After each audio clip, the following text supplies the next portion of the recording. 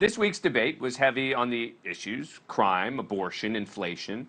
Abrams tried to hit Kemp on an increase in gun violence. First, I would encourage people to indeed look at the governor's record. Under his 4 years, violent crime has gone up. This is a statewide challenge, and we have a governor who's only focusing on parts of the issue. Kemp hit back.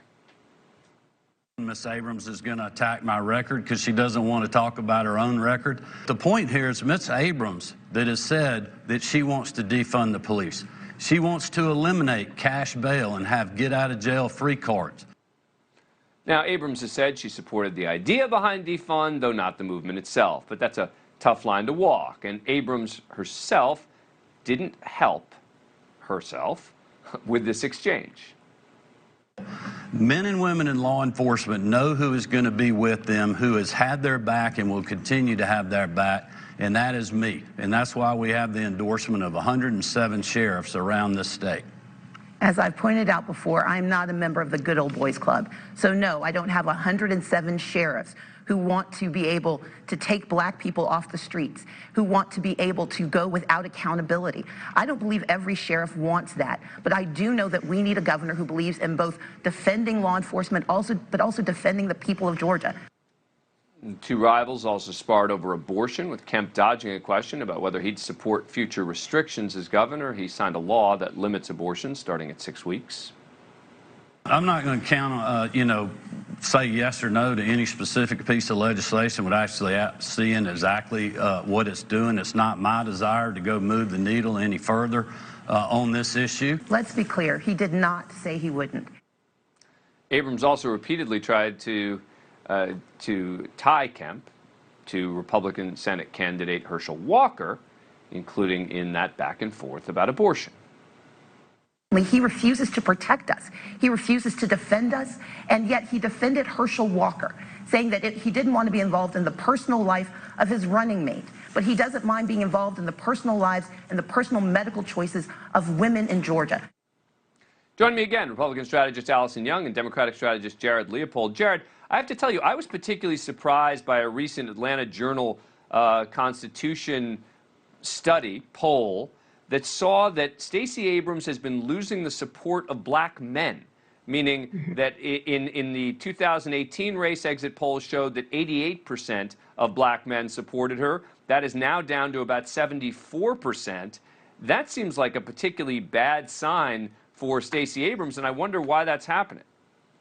Look, I don't think it's unique to Stacey Abrams. I think it is important for the Democratic Party to treat black men as both turnout voters, but also as persuadable voters. And we need to drive a message that speaks to black men and the issues that they're facing.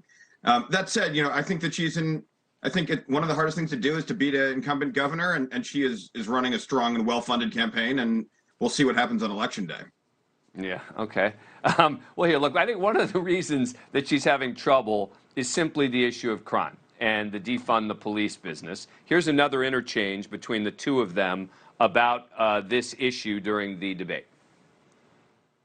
Need to go check the record, because Miss Abrams on CNN got asked the question, would she defund the police? And she said, yes, we have to reallocate resources.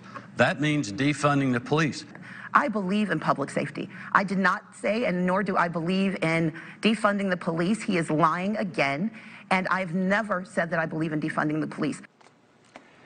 Alison, this becomes a semantic issue, right? It's basically saying, well, I didn't use the words defund the police. I did say reallocate resources, which also, of course, means defunding the police.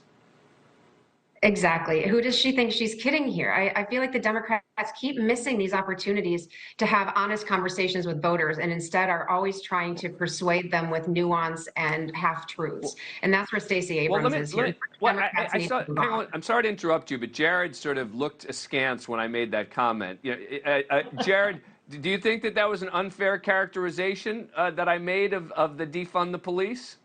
Yeah, look, defund means take away money. What we're talking about reallocating is talking about, bringing in mental health professionals to support police. That's a reasonable thing to be for, and I think it's trying to divide things in a way that doesn't make sense.